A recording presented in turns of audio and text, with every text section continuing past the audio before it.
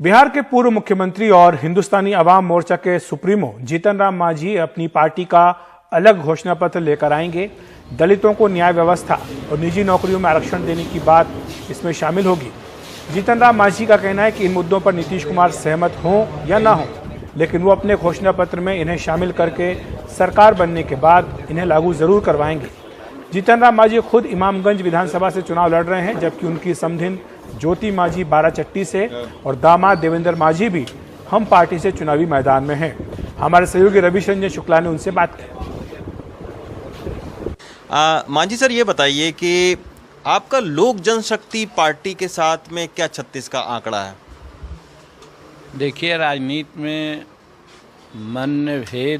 मतभेद हो सकता है, मनभेद नहीं होना चाहिए। सैद्धांतिक रूप में लोजपा के सुप्रीमो जो हमारे रामविलास पासवान जी थे, उनको हम क्रिटिसाइज करते रहते थे कुछ मुद्दों पर। शेड्यूल कास्ट के सामने 2-3 मुद्दा, बहुत अहम मुद्दा भी है, जो भले हम लोग किसी कारण से न उठा पा रहे हैं, लेकिन वो मुद्दा उठे बिना शेड्यूल कास्ट का कल्याण नहीं होगा। फर्स्ट है कि न्यायपालिका में हमको आरक्षण नहीं है, और यही कारण है कि न्यायपालिका में आरक्षण न होने से जिस केस में शेड्यूल कास्ट अभियुक्त होता है उसको सज़ा मिल जाती है, और जिस केस में शेड्यूल कास्ट प्रथम पक्ष होता है, साक्ष्य के अभाव में मामला रफा दफा हो जाता है, चाहे मशक्कर ही क्यों न हो। तो ये इसलिए होता है कि वहाँ हमारा कोई रिप्रेजेंटेटिव नहीं है।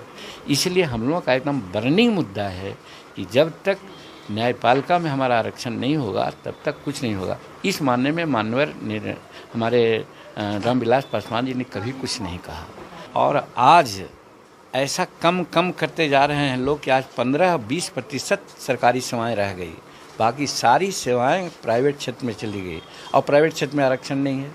तो अल्टीमेटली आरक्षण को समाप्त किया जा रहा है।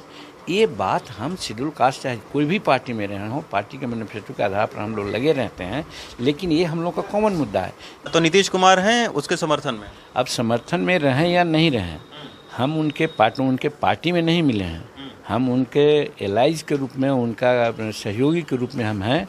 और जब उनकी सरकार बनेगी, जिसके लिए हम लोग प्रयासरत हैं कि उनकी सरकार बने, और हम एक एलाइज के रूप में ज़रूर उनसे रिक्वेस्ट करेंगे कि इन मुद्दों को आप लागू करें।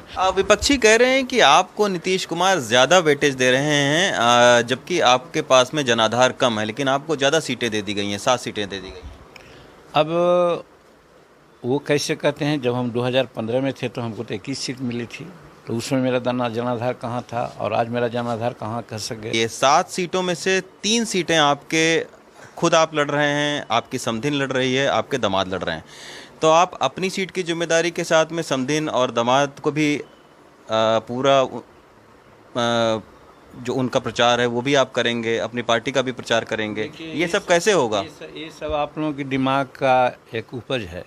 हमारे लिए तो 7 सीट प्रमुख है, और 7 सीट को जीतने का प्रयास करेंगे।